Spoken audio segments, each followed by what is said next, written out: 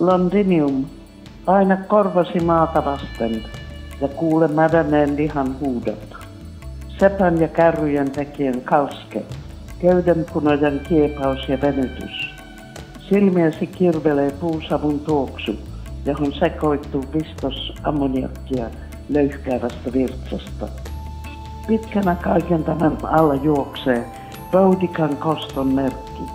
Ohuessa punaisessa viipaleessa palanutta rautaa, halkoin viivan tuhkaa ja savea, kerroksina kivissä ja laatoissa, puuta, vanhoja tulia ja luita.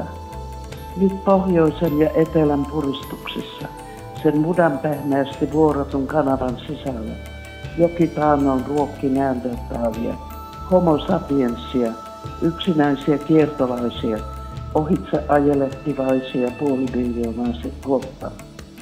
Ensimmäinen maja 15 000 vuotta sitten, nyt lukemattomien kielten kaupunki, joka omii kaikki, jotka tulevat, metsästäjän, maanviljelijän, osattoman.